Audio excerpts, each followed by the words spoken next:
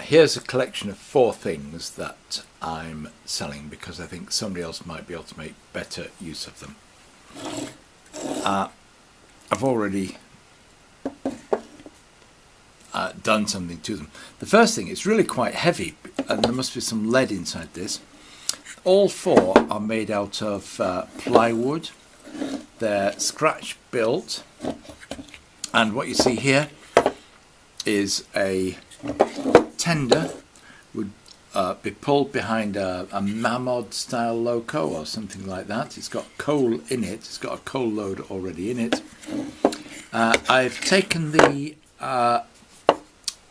what they were there wasn't aluminium, it was plastic angle, just simple, very simple axle boxes, some plastic angle with a hole through it which held the wheels on from underneath, and my expectation was I would take the sole bars off the, or whatever these are, and move them out to put it so that I could put 45mm wheels on.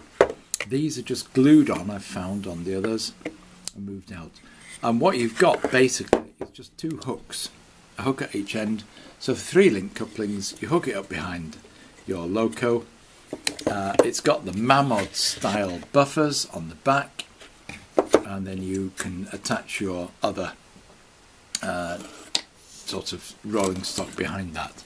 So it's relatively straightforward construction, but really quite nicely put together. Painted green and GR painted on the side. You can see the grain of the plywood in it and the thickness of the plywood base, but when running around the track that's quite nice. Now the next one, and I'm working up in terms of what I believe is the quality of them, is a Brakeman, and somewhere I have the thing that was used as a wheel on top of there. So that was a wheel which was meant to be a brake wheel for this.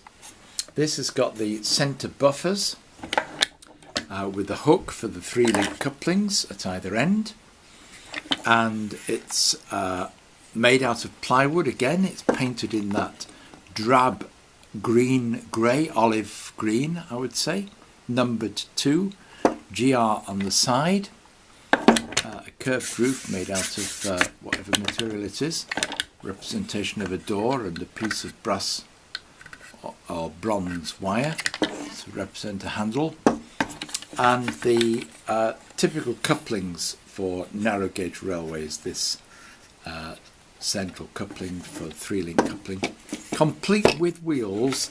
These are the 32mm wheels on the sole bars. In the I was going to say die cast metal axle boxes. These axle boxes have got a brass insert or bronze insert. I'll show you on this one. There it is, which takes the end of the wheel, and if you want to re-gauge this to 45mm, you are going to have to move these sole bars out by a little bit. So that's 32mm, 45mm, so you've got 13mm to move these out, and you need some new wheels because it would be just too much to try and put a new axle onto these wheels. So you need a spare set of wheels. You can use the same axle boxes if you get the right sort of wheels, but they do have these die cast buffers at either end, and so it's quite nice in terms of those buffers. Right, moving on up, we've got 2 things, two box van type things. This is a straightforward box van made out of plywood, I think. Complete box van, curved roof, and similar construction underneath. The sole bars, it had the 4 axle boxes. I've got one that matches and one that will fit, which is slightly different, and it will take the wheels. I've got the wheel sets available for it, the spoke wheel sets, and the buffers either end. And again, to re-gauge that to 45 millimeters, it would need these sole bars, or whatever you call these, moving out, and new wheels.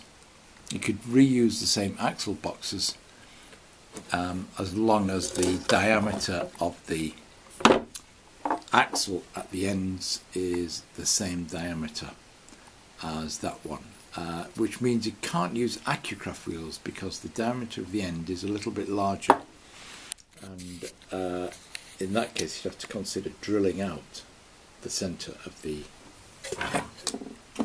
So that's the fourth and final one. Right, okay, I've taken the sole bars off this, so this is ready for me to attach new sole bars down there at the right spacing. I've got the 4 axle boxes that I was going to use, which are these 4 axle boxes, and what I would need is to get hold of the wheels or drill out this bronze bearing to take the larger diameter which you get on the Accucraft or LGB wheels. So I've got 2 options: either get wheels which have the same size axle as that, or drill that out to take the other larger axle. Very simple. Otherwise you've got central buffer with the hook, but quite nicely made in terms of plywood, glazed, representation of a door there, some sort of shutter on the end. That's just a plain end on that side. Both sides are more or less the same. You have the brass wire which forms that handles and the grab rail there, both complete on both sides. And the advantage of these is that they are small enough to go around large curves. The most awkward one is this, because that's to go behind a local. These have the correct buffers for narrow gauge railways. Replace the sole bar and put a different wheel on them. So there we go. It's going to go up onto YouTube here. I don't know who will see it. If you are interested, I've advertised these on some Facebook garden rail website. And that's because I thought I'd give somebody else an opportunity. Particularly, I thought somebody who's from SM32 community might like to take them as they are, because obviously this one will run straight away on 32mm track, and they're quite nice. This one just needs the wheel putting back on. So the wheels are there, the axle boxes are there, so they could go straight onto 32mm track, and you wouldn't need to worry about anything else. If you're wanting to convert it for what people call LGB, G-scale 45mm track, then there's a little bit of work, and you would need to get hold of wheels, and I would say also get hold of axle boxes that fit those wheels. Right, let me know what you think. So here is one that I modified earlier. 2 options for the sole bar. One is to cut gaps into it, the other is to remove it altogether. I was able to reuse axle box, whatever it is. The wheels are a completely new set of wheels. I think they may be Accucraft, but you can get a pair of wheels from as little as £5.50 for a pair. You can pay more than that. And then the simplest form of axle box is this simple little thing. I don't know if you can see it well here. It's just like an angle. This is in plastic. There's no bearing in here at all. It's just a hole in the plastic. And so your axle runs in the hole. But clearly these are matched and will fit in there nicely. Positioned so that there is a little bit of side play it's not quite so tight, lined up across so that it will spin relatively freely. That one spins more freely than the other one, which suggests to me that this one isn't quite lined up as accurately as it could be, because it's not as free running. That one's quite free running. So what you've got is those supports there for the axle. You can see it there, set a little bit further apart. I'm not quite sure if that's too much play, but it's not over much, because the length of that extension of the axle that sticks out is still within the plastic as it moves, and it gives some plenty of side play on there. So that is a coach. Well, is it a brake van?